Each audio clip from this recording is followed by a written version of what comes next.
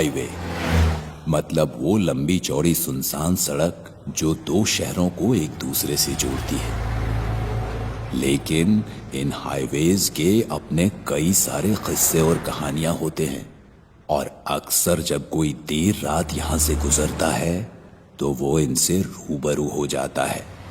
कहीं आप भी तो किसी हाईवे से सफर नहीं कर रहे हैं? ये कहानी है नासिक मुंबई हाईवे के बीच में पड़ने वाले कसारा घाट की। बरखा जो मुंबई में एक एमएनसी में मैनेजर है और ये पोजीशन बरखा ने कम उम्र में ही अपनी मेहनत और लगन से पाई है। बरखा एक मॉडर्न सोच रखने वाली आज की लड़की है। बरखा को पार्टी करना, घूमना फिरना, मौज मस्ती करना और खुल के जिंदगी जीना पसंद है।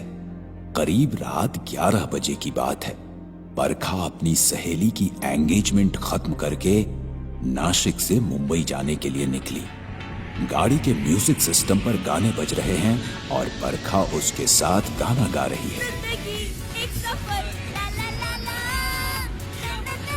और बरखा की कार हाईवे के सन्नाटे को चीरती हुई तेज रफ्तार से दौड़ रही थी कि चलते चलते अचानक से बरखा की गाड़ी झटके मारती हुई बंद हो गई।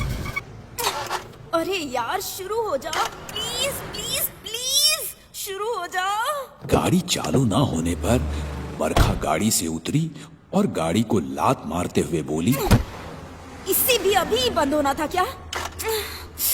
शिट, नेटवर्क भी नहीं है यहाँ तो। क्या यार, आज का दिन कितना अच्छा था और अब ये गाड़ी भी ना। और ये सब बड़बड़ाती हुई बरखा लिफ्ट मांगने के लिए हाईवे की ओर बढ़ी। लेकिन हाईवे पर किसी को लिफ्ट देना मतलब अपने सफर को खत्म करके किसी नए सफर की शुरुआत होने जैसा है। काफी देर कोशिश करने के बाद आखिरकार एक गाड़ी आकर बरखा के पास रुकी। गाड़ी में एक कपल अंश और रिया थे। अंश ड्राइविंग सीट पर बैठा था और रिया अंश के बगल वाली सीट पर। अंश ने जैसे ही गाड़ी का शीशा नीचे किया, मेरी गाड़ी खराब हो गई है, क्या आप मुझे कसारा घाट के आगे ड्रॉप कर देंगे? वहाँ से मुझे कोई बस वगैरह मिल जाएगी। बरखा की बात सुनकर अंदर बैठी रिया ने कहा, हमारा तो काम ही है रुके हुए मुसाफिरों को मंजिल तक पहुँचाना। अरे आप टेंशन मत लीजिए, रिया की तो आदत है मजाक करना, आप बैठिए। बरखा पीछे वाली सीट पर जा बैठी और गाड़ी कसारा की ओर बढ़ गई। रास्ते में अंश, रिया और बरखा एक दूसरे से बातें करने लगे। बातों बातों में बरखा ने कहा, कहीं आपने मुझे सफेद कपड़ों में देखकर मुझे भूत तो नहीं समझ लिया था ना? किसने कहा भूत सिर्फ सफेद कपड़ों में होते हैं? हो सकता है तुम इस वक्त दो भूतों के साथ सफर कर रही हो।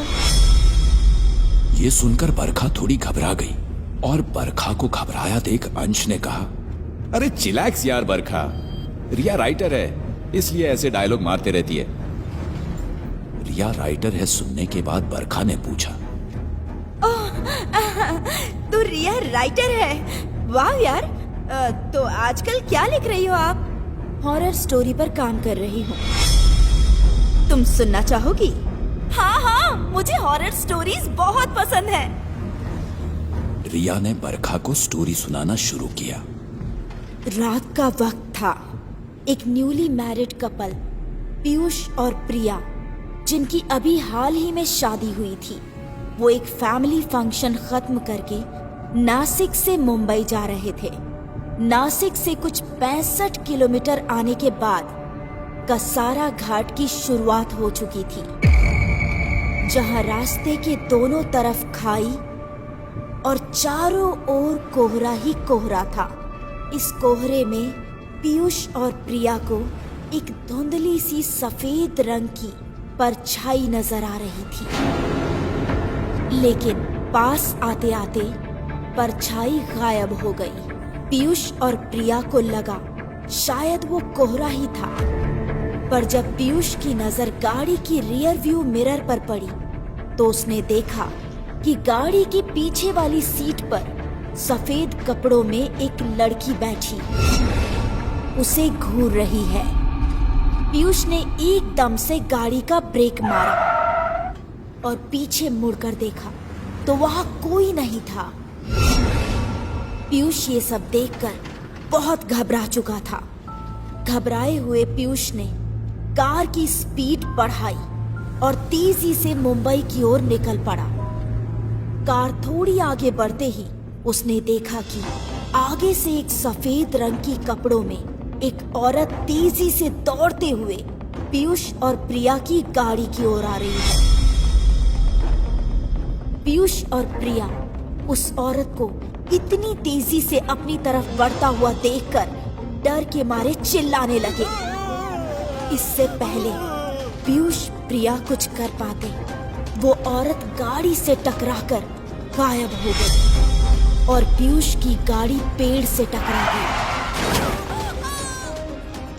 और दोनों का एक्सीडेंट हो गया।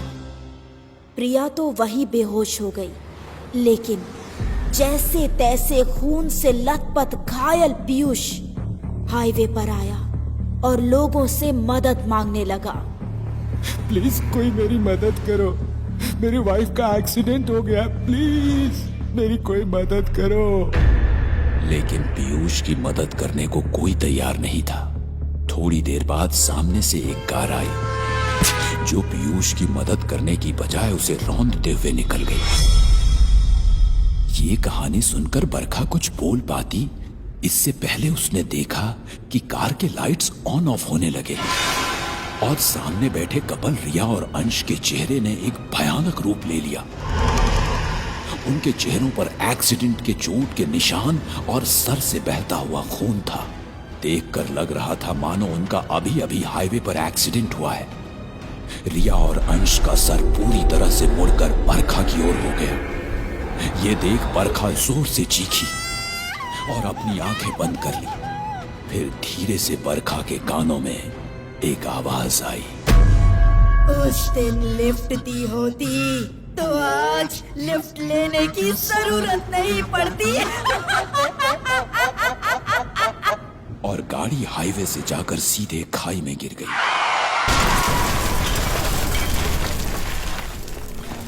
और बरखा की मौत हो गई। बरखा वही लड़की थी जिसने पीयूष को अपने गाड़ी तले रौंदा था।